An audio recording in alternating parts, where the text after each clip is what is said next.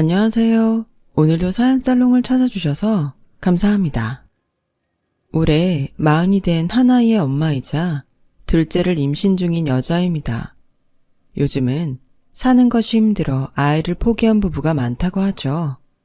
그런데 또 반면 아이를 간절히 바랐지만 아이가 생기지 않아서 고생하는 불임 부부도 이 세상에는 많은 것 같아요. 저희 부부도 한때 아이를 간절히 원했지만 결혼한 지 7년이 지났음에도 아이를 못 가져 고생한 부부였어요. 저는 물론이고 남편도 결혼 전부터 아이를 참 좋아했는데 그랬던 저희 부부가 불임이라니 저는 인정할 수가 없었어요. 그렇다 보니 저는 계속 임신에 집착했고 남편은 그런 저를 걱정하며 매일매일 힘든 시간을 보내야 했어요. 게다가 불임의 원인이 원인불명이라고 해서 그 점이 저를 정말 힘들게 했는데요. 이유를 알 수 없으니 노력하면 되지 않을까 하는 촛불 같은 희망에 저는 다니던 직장도 그만둔 채 시험관 시술에 매달렸어요. 하지만 무엇이 문제인지 도통 아이는 생기지 않더군요. 저는 점점 예민해져만 갔는데요. 남편이 그 점을 가장 힘들어 하더라고요. 저는 원래 긍정적이고 명랑한 사람이었어요. 하지만 계속되는 임신 실패와 하루 종일 집에만 틀어박혀 임신 생각만 하고 있으니 성격도 변했고 한 번은 남편이 도저히 이렇게는 살 수 없다며 저에게 심각한 얼굴로 이렇게 말했어요. 자기야, 우리 결혼한 지 벌써 8년 차야. 난 솔직히 이제 시험관 아기도 그만하고 싶어. 우리 그냥 인정하자. 애 없이 사는 부부도 세상엔 많아. 그래서 지금 애를 포기하자는 거야? 난 싫어. 못해. 자기 애 좋아하는 거 누구보다 내가 잘 알아. 남들의 부러운 눈으로 보던 자기 얼굴 내가 다 봤는걸. 난 꼭 애 낳을 거야. 그럼 결정해. 나는 도저히 이렇게는 못 살겠어. 애야 나야. 당신이 계속 임신에 집착한다면 난 당신하고 이혼할 거야. 뭐라고? 자기 지금 나 애 못 낳는다고 이혼하자는 거야? 지영아, 제발 정신 좀 차려. 애 못 낳아도 되니까 그만하자는 거잖아. 왜 내 마음을 그렇게 모르냐? 너 원래 안 그랬잖아. 네, 저는 거의 제정신이 아니었어요. 사람이 한 가지에만 집착하니 점점 미치더라고요. 게다가 남편은 아들 둘 있는 집안의 장남이었는데 시부모님이 아무 말도 하지 않았음에도 이상하게 저는 시부모님의 눈치를 보며 마치 죄인인 것처럼 위축이 됐어요. 그렇다 보니 시부모님 뵙는 것도 힘이 들더라고요. 그럼 안 되지만 꼭 가야 하는 자리가 아니면 시댁에도 가지 않았고 남편만 시댁에 보냈어요. 시부모님도 대충은 제 마음을 아셨는지 그 부분에도 아무런 말씀을 하시지 않았는데 한 번은 남편이 지방으로 출장을 가게 돼서 집을 비우게 되었는데 하루 종일 배가 고프지 않아서 밥도 먹지 않고 멍한 눈으로 창밖만 바라보고 있었는데 초인종이 울렸어요. 하지만 저는 올 사람도 없으니 그 초인종 소리를 무시했죠. 그러다 사람 없는 줄 알고 가겠지 했는데 오히려 초인종 소리에도 꼼짝하지 않자 문을 쾅쾅 요란하게 두드리는데 두 소리에 짜증이 확 나더라고요. 그래서 한 소리 할 마음으로 현관문을 확 열어 제꼈는데 글쎄 현관문 앞에는 전혀 예상하지 못했던 시어머니가 포장 음식을 들고 서 계시는 게 아니겠어요? 어머니, 여기까지 무슨 일로? 명우 출장 갔다며. 그럼 너 혼자 있을 거잖아. 그래서 너랑 모처럼 둘이 소주나 마시려고 왔다. 너 밥 안 먹었지? 네, 근데 저는 생각이 없어요. 그리고 지금 집이 좀 지저분한데? 그래서 뭐, 나더러 그냥 가라고? 아니, 그건 아닌데. 그러지 말고 안에 들어가자. 집이 지저분하면 어때? 가정집에 항상 깨끗하라는 법 있니? 다 괜찮아. 나 진짜 너랑 소주 마시고 싶어서 왔다니까? 너도 알다시피 네 아버지가 고지식한 양반이라 여자 술 마시는 거 싫어하잖아. 내가 이 나이에도 이렇게 남편 눈치를 보고 산다. 뭐해? 안 들어가고. 저희 시어머님은 말씀은 그렇게 하셔도 여장부 같으신 분이세요. 그리고 말씀은 소주 마시러 오셨다고 했지만 분명 남편 없이 혼자 있는 제가 신경이 쓰여서 오셨다는 걸 저는 모르지 않았죠. 너 요즘 도통 입맛이 없다며. 그래서 내가 너 환장한다는 매운 불족발 사왔다. 이거 네가 좋아한다는 그 집 거야. 명호한테 물어봐서 내가 거기까지 직접 갔다 왔다고. 나도 참 술 마시고 싶어서 너한테 이런 정성을 보인다. 어머니, 그렇게 말씀 안 하셔도 저 이미 다 알아요. 저 때문에 오셨잖아요. 누가 그래? 너 때문에 왔다고? 난 이 소주 때문에 왔어. 솔직히 명호도 엄마 술 마시는 거 싫어하잖아. 이게 다 지 아빠가 술을 안 먹어서 그렇다고. 명호 씨는 잘 먹는데? 내 말이 지는 다 먹고 다니면서 왜 나는 먹지 말라고 하냐고. 그리고 나 이 불족발 오늘 처음 먹어보는 거다.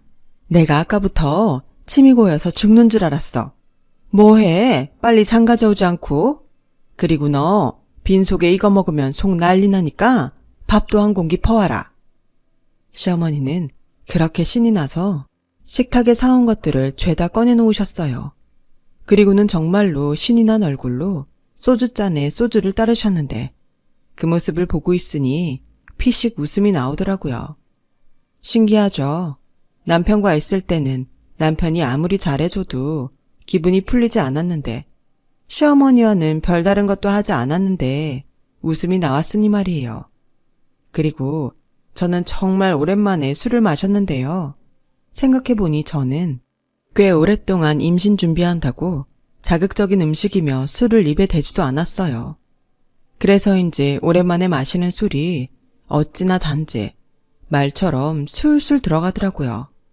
속으로 그동안 이 맛을 잊고 살았구나 싶어 마음이 씁쓸했는데 시어머니가 그런 제 얼굴을 보시고는 이렇게 말씀하셨어요. 어때? 달아? 네, 달아요.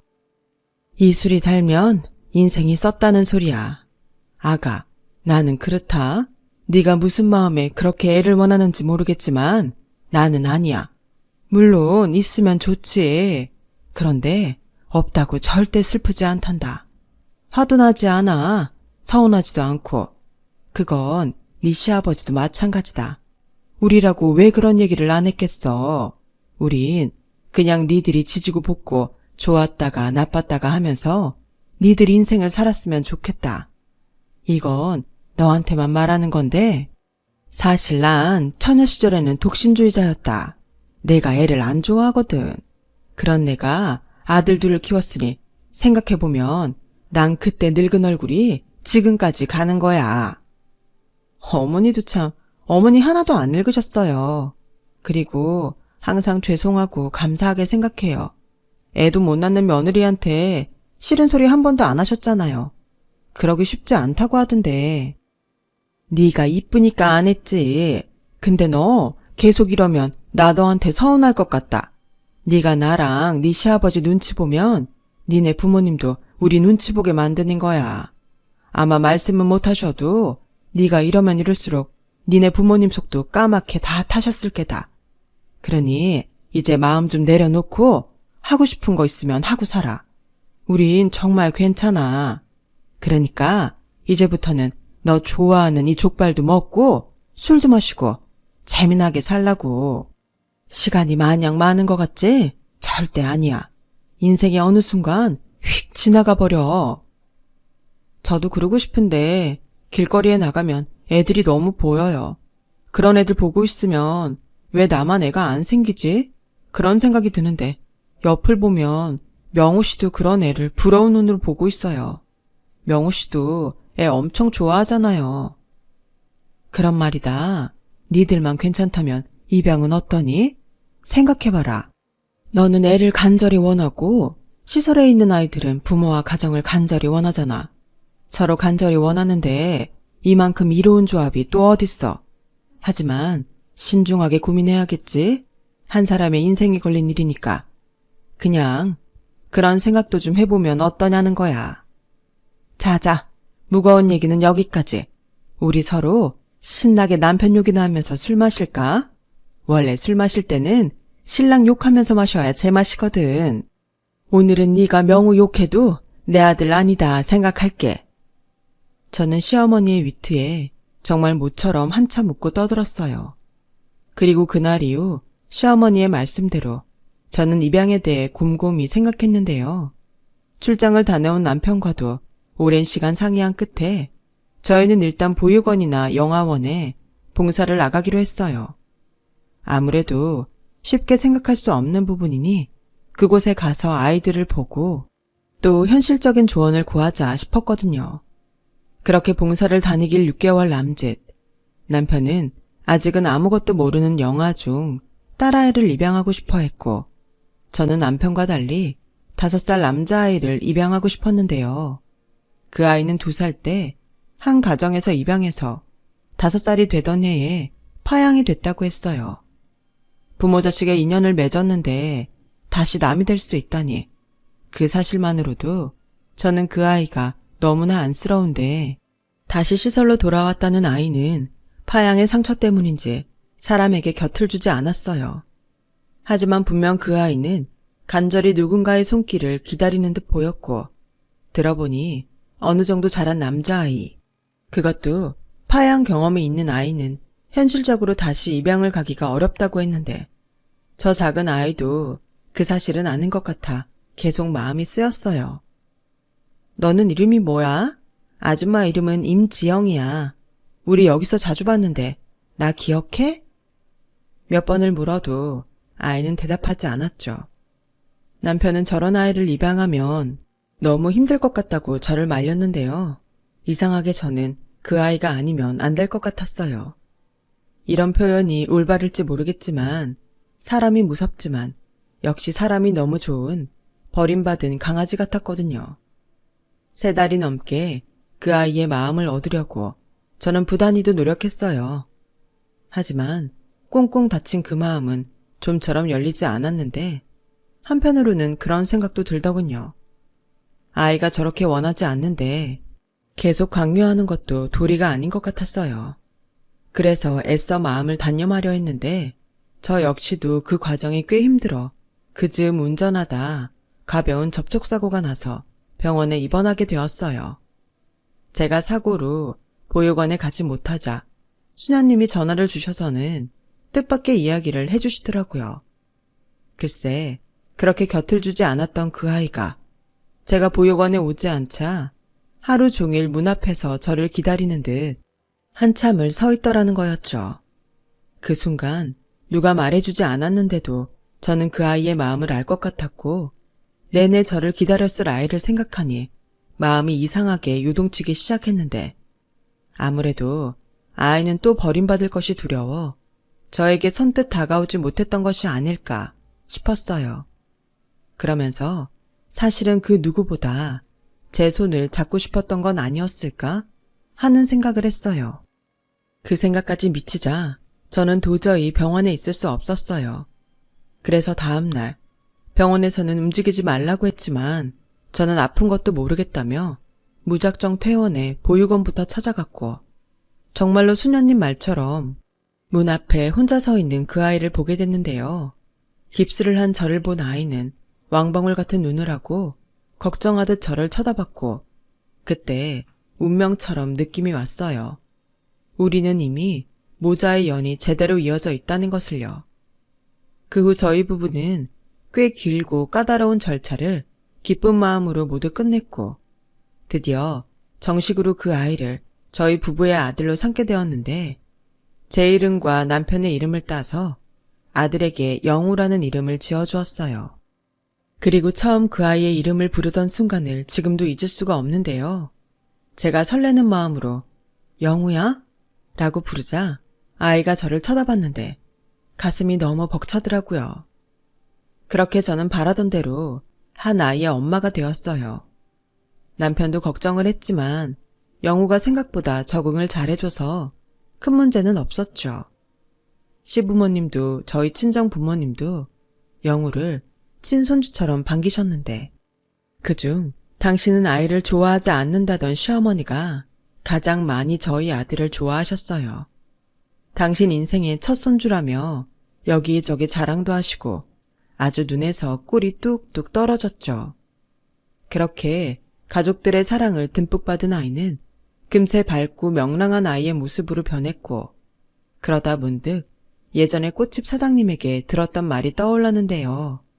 예전에 아이가 생기지 않아 식물을 키운 적이 있었는데 찾던 화분이 있긴 했지만 어딘가 약해 보이고 꽃이 풍성하지 않아 살지 말지를 고민하는데 그때 꽃집 사장님이 그러셨어요. 식물도 주인의 애정을 많이 주면 건강해지고 예뻐져요. 역시 살아있는 모든 것들은 사랑과 마음을 주면 예뻐지나 봐요.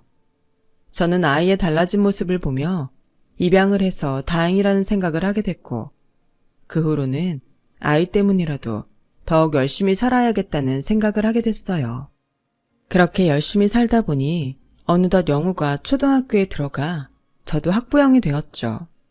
그리고 그쯤 저희 집안에 또 다른 경사가 있었는데 결혼은 절대 생각이 없다던 도련님이 결혼하고 싶은 여자가 생겼다고 6살 어리고 얼굴도 무슨 모델처럼 예쁜 아가씨를 가족들에게 소개했는데 시부모님은 물론이고 저희 식구들까지 새 식구 맞을 생각에 잔뜩 신이 나 있었어요.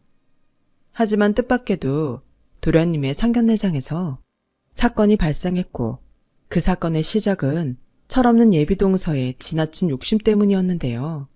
상견례 자리에 가보니 예비동서의 엄마라는 사람도 얼굴에 욕심이 가득해선 영문도 모르는 저희 가족들에게 서운하다며 이야기를 시작하셨어요.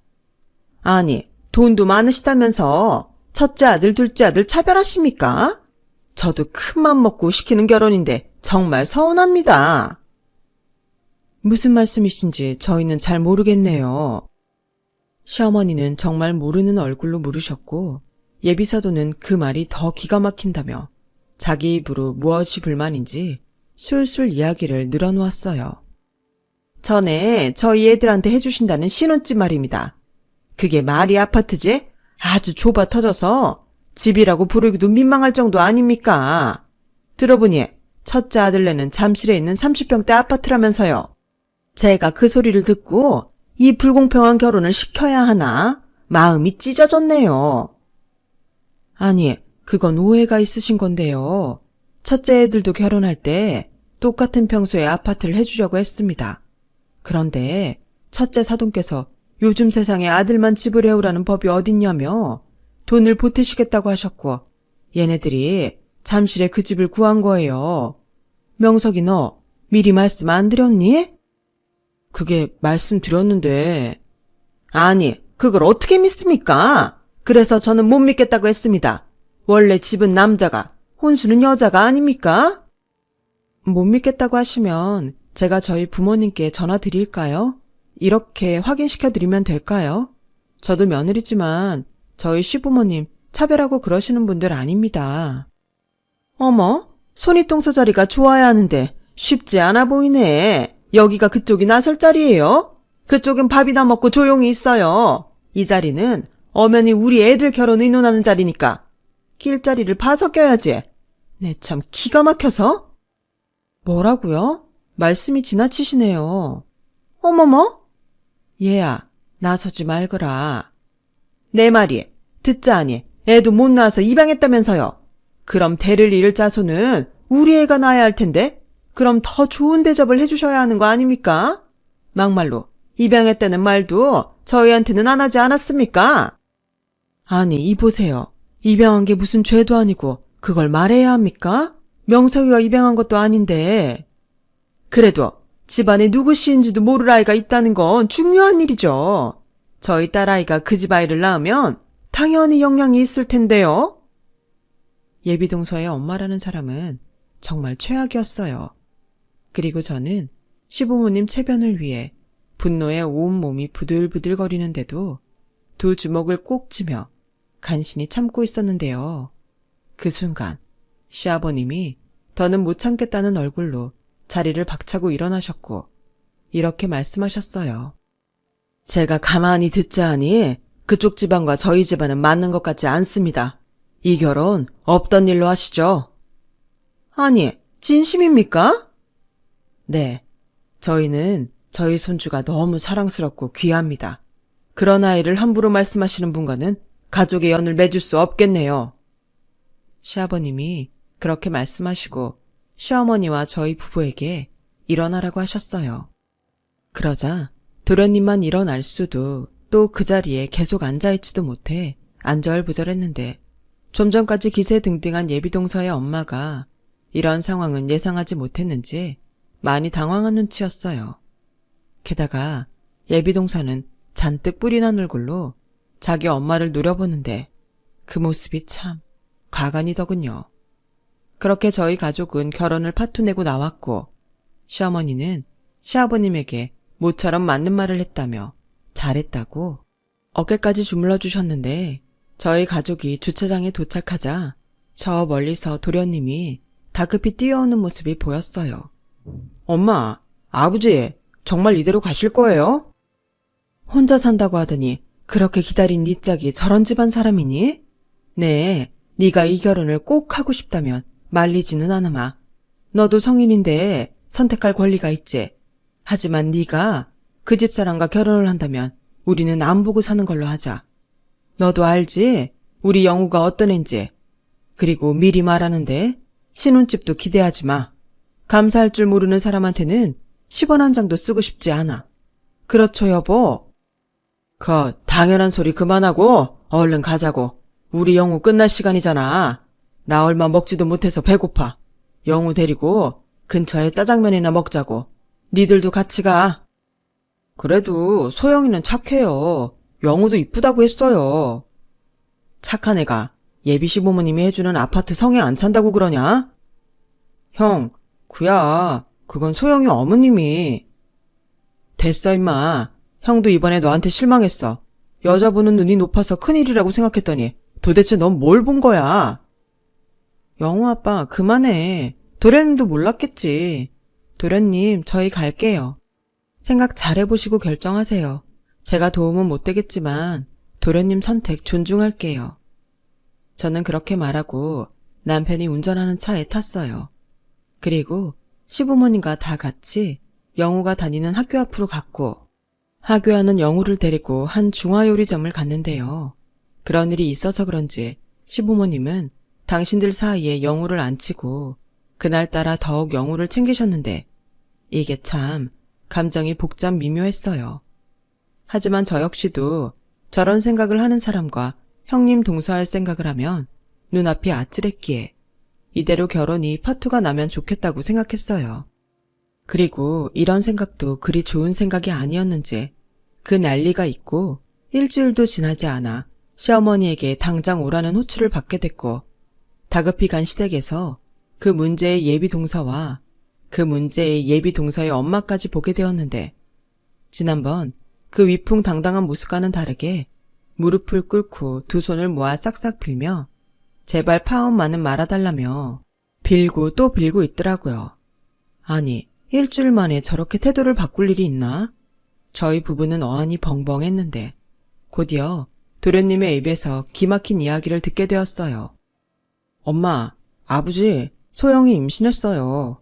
그날 주차장에서 말하려고 했는데 장모님도 그때는 모르고 계셔서 말을 못했는데 저 아이 낳고 소영이랑 살고 싶어요. 사돈, 저도 이 말을 듣고 심장이 떨어져 나가는 것 같았어요. 하지만 어떡합니까? 이렇게 애까지 생겼는데 노여움 푸시고 제발 예정대로 시골리게 해주세요.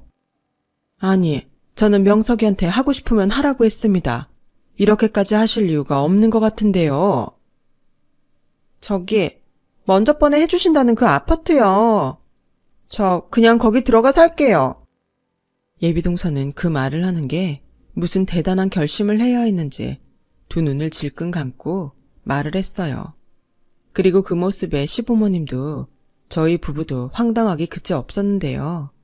사실 저희 시부모님이 재산이 꽤 많아요. 전세와 월세를 주고 있는 아파트도 세 채 있고 강남은 아니지만 서울의 빌딩도 두 채가 있어서 거기서 나오는 임대료만 해도 시부모님은 먹고 사시는데 지장이 없을 정도시죠. 하지만 시부모님은 사람이 사지 육신 멀쩡한데 왜 노냐고 나이와 건강이 허락하는 선에서는 일을 해야 한다는 주의셨는데 그래서 두 분이 알게 모르게 기부도 많이 하시고 그래요. 저 역시 그 모습이 너무 보기 좋아. 우리도 형편이 되면 나중에 시부모님처럼 살자고 남편과 약속했는데 아무래도 예비동서는 도련님에게 시부모님 재산을 듣고 다른 생각을 했던 것 같았죠.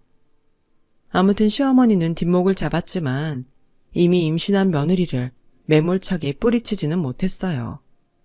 시아버님도 마찬가지로 더 이상의 반대는 하지 못하셨고 원래 해주기로 한 20평대 작은 아파트를 하나 해주는 걸로 결혼 이야기를 마무리 지으셨는데요. 기껏 허락을 받고 돌아가는 예비동서와 예비동서 엄마는 실컷 풀이 죽어 시댁을 나섰어요. 남편이 집에 오는 길에 그러더군요. 임신했다고 하니 부모님이 조금 더 챙겨주지 않을까 기대했던 거 아니냐고요. 저는 설마 했지만 이후 정식으로 결혼 준비를 하는 동서를 보니 동서도 그렇고 동서 집도 그리 돈은 없어 보였는데요. 그도 그럴 것이 동서가 해온 혼수라고는 딸랑 침대 하나였어요. 그래놓고 그렇게 시댁에서 아파트 작은 거밖에 안 해준다고 툴툴거리는 모습이 썩 보기 좋지는 않았는데 싹싹 빌면서 제발 파혼만은 시키지 말아달라고 애원했다는 걸 까맣게 잊었는지 동서의 태도는 시간이 지나면 지날수록 거만하기가 짝이 없었어요. 형님, 근데요, 저 진짜 궁금해서 물어보는 건데요. 형님은 왜 다 큰아들을 입양했어요? 다른 건 다 그렇다 쳐도 딸이었으면 더 좋았잖아요. 왜? 아니, 영우 걔는 툭 까놓고 저희 집안 핏줄도 아닌데 장손자리를 그런 애한테 어떻게 줘요? 뭐라고? 그런 애? 동서, 지금 나랑 싸우자는 거지? 에이, 아니요. 형님은 영우 얘기만 나오면 이렇게 예민하시다니까. 형님도 말씀은 아니라고 해도 의식하니까 그러는 거 아니세요? 설마 아버님 어머님이 친손주 보시면 영우 찬밥될까봐 그러시나? 뭐야? 동서 말 다 했어. 그렇잖아요. 입양한 손자도 그렇게 아끼시는데 두 분 핏줄인 우리 애가 태어나면 누가 더 이쁘겠어요? 오죽하면 핏줄은 당긴다는 말이 다 있을까? 그래서 저는 숙모된 입장에서 걱정돼서 그래요. 입양된 애들 팔자가 결국엔 다 그렇더라고요. 동서는 임신한 게 아주 벼슬인가 봐. 내가 처음이자 마지막으로 말하는데 그 입 조심해. 다음에 또 이렇게 똥인지 된장인지 구별 못하면 그때는 바로 네 머리차부터 잡을 테니까. 하긴 너도 그 애 아니었으면 결혼도 못했을 텐데 얼마나 고맙겠니. 하지만 또 한 번 우리 애 입양하니 뭐니 떠들었다간 동서고 뭐고 없는 줄 알아. 알겠어? 천박하고 무식해서 상대 안 하려고 했더니 비켜. 저는 제 말에 씩씩거리며 지랄 발광하는 동서를 뒤로하고 남편과 영우가 있는 곳으로 갔는데요. 저에게 무슨 일이 있었는지 모르는 남편과 영우는 저를 보며 활짝 웃는데 그 미소를 보니 저는 더욱 가슴이 아팠어요. 우린 이렇게 한 가족이라는 이름으로 행복한데 자꾸만 동서가 흠집을 내려는 것 같아 저도 예민해지더라고요. 그 후 동서는 제 눈치를 살살 보기 시작했어요. 애당초 동서와 잘 지낼 마음까지는 없었던 저였기에 동서가 눈치를 보고 알아서 조심하니 이건 이거대로 됐다는 생각을 했는데 몇 달 후 동서가 아들을 낳았어요. 그러자 동서는 마치 왕자를 낳은 후궁처럼 저와 시어머니 앞에서 콧대를 높였고 저는 그러든지 말든지 하며 도련님께 축하금이든 봉투를 드렸는데 그 모습을 본 시어머니가 당신도 봉투를 해왔다며 동서에게 수고했다고 딱 봐도 두툼한 봉투를 건네셨어요. 그러자 동서는 눈이 반짝반짝해서는 시어머니가 준 봉투를 받아 그 자리에서 액수를 확인했고 액수가 기대했던 것과 달랐는지 눈물까지 글썽이며 원망하듯 말을 늘어놓는데 정말이지 기가 막혔어요. 어머니, 제가 아들을 낳았는데 고작 300만 원 주시는 거예요? 3천도 아니고요. 뭐? 3천? 넌 무슨 애가 아들 낳고 그렇게 돈돈거리냐? 그렇잖아요. 어머니는 첫 손주인데 못해도 최소 1,000만 원은 주셔야죠. 첫 손주? 네가 애를 낳더니 기억 상실이라도 됐니? 나한테는 이미 손주가 있다. 너네가 우리 영우 그런 식으로 무시하지 말라고 했지? 몰라요. 입양한 손주는 그렇게 끼고 사시면서 정작 핏줄인 저희 아들한테는 어쩌면 그러세요? 이 돈 가지고는 저 조리원도 못 들어간단 말이에요. 제가 들어갈 조리원이 1,000,000원인데 꼴랑 2, 300 가지고 저더러 어쩌라고요? 뭐야? 무슨 산후조리를 하는데 1,000,000원이나 해? 네가 무슨 기부인이야 뭐야? 어머, 말씀하시는 것 좀 봐. 오빠가 무슨 말이라도 해봐. 소영아, 그러게 내가 이건 좀 아니라고 했잖아. 남은 돈은 내가 알아서 할게. 그만해. 오빠 돈이 오빠 돈이야? 우리 돈이지. 그리고 원래 산후조리비는 시댁에서 해주는 거야. 어머니, 저 이 돈으로는 산후조리 못해요. 나머지 700 더 주세요. 나 참 기가 막혀서 산후조리 친정 엄마가 해준다는 말은 들었어도 산후조리비 시댁에서 해주는 거라는 건 너한테 처음 듣는다. 난 그 이상은 못 줘. 그것만으로도 감지덕진 줄 알아. 어머니, 진짜 너무하세요. 돈도 많으시면서. 좋아요. 그럼 앞으로 저희 아들은 못 보신다는 거 아세요. 요즘은 능력 없으면 손주 얼굴도 제대로 못 보는 세상이에요. 동서 애 낳다니 완전히 미친 거 아니야? 형님도 부러우면 가만히 계세요. 애를 낳아봤어야 알지. 저는 동서의 그 말에 그만 욱해서 가방을 든 손을 번쩍 올렸는데요. 시어머니는 그런 제 손을 잡으시면서 동서에게 환한 미소로 이렇게 말씀하셨어요. 그래, 네 말을 들으니 이제 내 알겠다. 그러니까 네 말은 나랑 네 시아버지가 돈을 풀지 않으면 네 아들을 보여주지 않겠다. 이 소리지? 네, 저희 아들이 어떤 아이예요? 이 집안 대를 이을 귀한 혈통이잖아요. 하물며 그 입양한 애도 손자라고 아끼시면서 저희 아들한테는 그 정도는 해주셔야죠. 그래야 나중에 영우 걔도 지가 장손이니 뭐니 깝치지 못하게. 야, 뭐? 깝친다고? 이게 애를 낳더니 눈에 뵈는 게 없구나. 저는 그만 이성을 잃고 동서에게 야라고 해버렸어요. 그러자 시어머니는 저를 병실 문으로 데려가셨는데요. 그러고는 침착한 얼굴로 동서에게 가셨고 대화를 이어나가셨어요. 그래, 내가 미처 거기까지는 몰랐다. 그럼 나랑 네 시아버지는 앞으로 네 아들 안 보는 걸로 하자. 너 받은 그 300도 다시 이리 다오. 난 굳이 네 아들을 돈까지 줘가면서 보고 싶지는 않아. 나한테는 이미 귀한 장손이 있는데 내가 뭐가 아쉬워서 그렇게 한다니? 됐다 그래라. 뭐해? 그 돈이나 빨리 주지 않고 그 돈으로 우리 영호 자전거나 좋은 걸로 하나 사줘야겠다. 어머니 진짜 미친 거 아니세요? 아니 어떻게 제 아들이 보육원 출신보다 못해요. 저희 아이는 어머님 핏줄인데. 너 그 입 안 닥쳐? 이게 큰 소리 안 내려고 사람이 참는데 어디 어른 앞에서 악을 써. 너 네 친정에서 그렇게 배웠니? 명석이 너 다시는 나나 네 형네 연락하지 마라. 우리 연 여기서 끊자. 엄마 그래도 너도 머리가 있으면 생각을 해. 누가 내 손주 안 귀하대?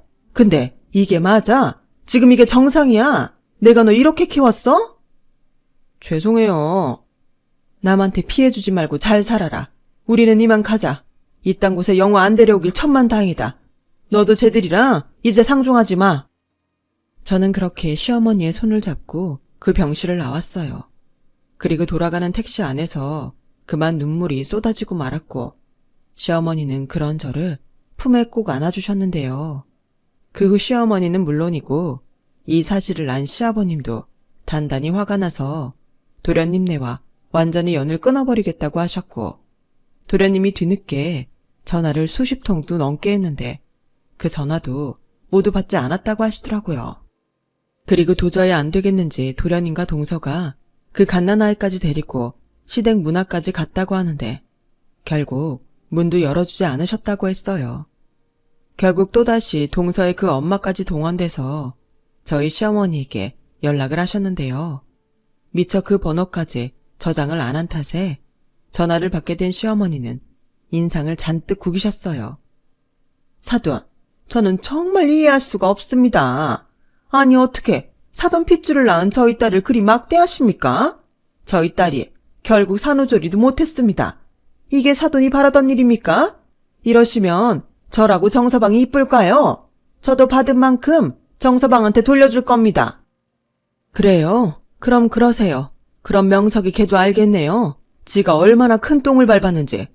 그리고요, 사람이 지 분수를 알아야 합니다. 그렇게 지 욕심만 챙기고 자기보다 못하면 깔아뭉개는 댕내딸. 저는 보기 힘드네요. 처음엔 가진 게 너무 없어서 저렇게밖에 못 컸나 했습니다. 그래서 측은하게 보려고 애도 많이 썼어요. 그런데 이건 그런 차원의 문제가 아니라 원래 그렇게 되먹지 못한 사람이라는 걸 이번에 알았습니다. 뭐요? 당신 지금 말 다 했어? 기분 나쁘시죠? 바로 그겁니다. 댕내딸이 걸핏하면 그래요. 우리 장손이, 우리 큰며느리가 댕내딸한테 그런 말을 수없이 들었단 말입니다. 이걸 가만히 둘 수 있습니까? 굴러온 돌이 박힌 돌 뺀다고? 이건 아닙니다. 귀한 내 식구 제가 챙겨야죠. 그렇게 시어머니는 당신 말씀만 하시고는 전화를 끊어버리셨어요. 그리고 저에게 전화번호 차단하는 방법을 물어보셨는데요.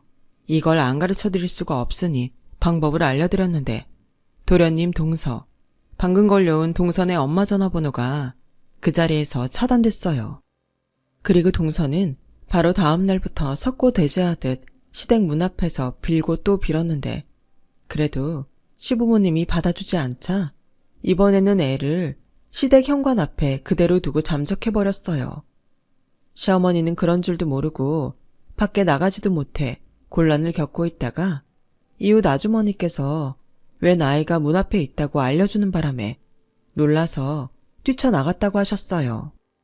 그제야 저희 남편이 도련님에게 연락을 했고 도련님은 동서가 아이를 시댁 앞에 두고 이혼 서류를 남긴 채 잠적했다고 했는데 아무래도 동선의 친정에 있는 것 같다고 하더라고요. 그러면서 도련님 장모가 이건 다 저희 시어머니 때문에 일어난 일이라며 이혼을 하던 시부모 마음을 돌려놓고 그에 합당한 돈을 받아오라고 했다는데 그제야 저희 도련님도 이건 아니다 싶어서 그대로 이혼 서류를 작성해 처가에 보내고 살던 집도 정리해서 시아버님에게 돌려드렸다는데 동서는 왜 그렇게 생각이 짧은지 저는 도통 이해할 수가 없었어요. 시어머니는 그 후 안기도 무서운 그 갓난아이를 어쩌지도 못하겠다고 하셨고 도련님은 직업상 지방 출장이 많은 사람이라 결국 그 아이를 제가 맡기로 했어요. 너 괜찮겠니? 힘들면 그냥 데려와라. 나랑 네 시아버지가 어떻게든 해볼게. 아니에요. 저 애 좋아하는 거 아시잖아요. 그리고 영우가 자기 동생 생겼다고 엄청 챙겨요. 그치 영우야? 동생 귀여워. 그래? 우리 영우 동생 안 불편해? 안 불편해요. 오히려 동생 생겨서 친구들한테 자랑했어요. 다들 귀엽다고 인형 같다고 부럽다고 한걸요. 영우는 환하게 웃으며 그렇게 말했고 저는 두 아이를 돌보게 되었는데 도련님이 괜찮다고 하는데도 저에게 매달 양육비를 보내시며 지방에서 좋다고 하는 것이 있으면 바로 택배로 보내시는데 이혼한 동서한테는 미안하지만 이제야 저희 집에 평화가 온 듯 저는 마음이 놓였어요. 그리고 도련님이 올라오시는 날이면 아이 때문에 저희 집에 묵으시는데 도련님 말에 의하면 그제야 잘못했다고 아이가 너무 보고 싶다고 동서가 그렇게 질척거린다고 하더라고요. 한 번만 기회를 주면 다시는 욕심부리지 않고 착한 사람이 되겠다고 맹세를 하겠다고 했는데 도련님이 그러셨대요. 개가 똥을 끊지 라고요. 아무튼 그렇게 구질구질하게 매달렸던 동서는 손에 쥔 거 하나 없이 팽당했고 저는 두 아이를 키우며 시간 가는 줄 몰랐는데요. 그렇게 3년 뒤 도련님은 이번에는 마음씨가 착한 여자를 만나 재혼을 했어요. 그리고 아이도 데리고 가셨는데 조카가 부모 품으로 돌아가서 다행이다 싶기도 하고 또 한편으로는 제 손으로 키워 그런지 허전하고 서운하기도 했는데요. 그런 저에게 하늘도 선물을 주고 싶으셨는지 기적처럼 자연 임신을 하게 됐어요. 그렇게 바라던 임신이었는데 정작 그게 현실이 되니 실감이 나지 않더라고요. 산부인과에서 힘차게 뛰는 아이의 심장 소리를 듣고 나니 그간 마음 졸였던 임신을 기다렸던 날이 떠올라 그만 울컥하고 눈물을 쏟고 말았어요. 그리고 제 임신 소식에 누구보다 좋아하셨던 건 저희 친정 엄마와 시어머니셨는데요. 두 분이 그렇게 껴안고 우시더라고요. 그 후 저는 난생 처음 태교라는 것을 하게 됐고 그렇게 저는 지금은 임신 7개월에 접어들었어요. 거울 속 배가 볼록 나온 제 모습을 보면 그렇게 웃길 수가 없는데 남편과 영우는 이런 제가 세상에서 가장 아름답다며 요즘은 아주 저를 공주마마 대하듯 떠받들고 있는데 이게 처음엔 좀 오글거렸지만 지금은 편하고 행복하기만 하네요. 그리고 언제나 속정이 깊은 아버님은 제가 그동안 마음고생을 많이 하고 영우와 조카까지 키우느라 고생했다며 가지고 있던 제일 큰 평수의 아파트를 제 명의로 바꿔주셨어요. 분에 넘치는 선물에 정말 몸둘 바를 모르겠더라고요. 그렇게 모든 분께 감사하며 출산 준비를 해가고 있는데 벌써 12살이 된 다 큰 아들이 저에게 다가와 제 배를 만지며 이렇게 말했는데요. 엄마, 뱃속의 내 동생은 공주님이지? 그럼 의사 선생님이 우리 영우 예쁜 여동생 생긴다고 했잖아. 나 동생 태어나면 세상에서 가장 듬직한 오빠가 돼줄 거야. 내 동생 아무도 못 건들게 평생 지켜줄 거야. 와, 우리 아들 멋진데? 근데 그럼 엄마는? 엄마는 안 지켜줘? 엄마는 아빠가 지켜주잖아. 치, 그래도 엄마는 아들이 지켜주는 게 더 좋은데. 그래? 그럼 알았어. 엄마도 내가 지켜줄게. 엄마, 걱정하지 마. 그리고 있잖아. 엄마, 내가 이 말을 아직 못한 것 같은데. 무슨 말? 고마워. 영우 엄마 돼줘서 진짜 고마워. 사랑해, 엄마. 저는 영우의 말에 그만 목이 탁 하고 메어 아무 말도 하지 못했어요. 이렇게 작은 아이가 벌써 마음이 그렇게 깊다니. 저는 참 복이 많은 사람이에요. 나중에 이 말을 퇴근한 남편한테 들려줬는데 남편도 표정 관리를 하지 못하고 결국엔 울어버렸고 저도 따라 또 눈물이 나서 울다가 다음날 아침 부부가 나란히 눈이 퉁퉁 부었죠. 저희 아들이 개구리 남매 같다며 배꼽을 잡고 한참을 웃다 학교에 갔어요. 이게 다 누구 때문인데. 저는 그런 사랑스러운 아이의 엄마라는 게 세상에서 가장 큰 자랑이랍니다. 곧 태어날 둘째도 저런 오빠의 따뜻한 점을 닮았으면 좋겠어요. 그럼 저의 이야기를 마칠게요. 저의 이야기 들어주셔서 고맙습니다. 힘든 시국이 지나가는 것 같아요. 부디 행복한 일상으로 건강하게 돌아가시길 진심으로 바라겠습니다. 여러분, 사연 댓글에 응원과 현명한 조언 부탁드려요. 좋아요와 구독은 저에게 큰 힘이 됩니다. 오늘도 좋은 일 가득하세요.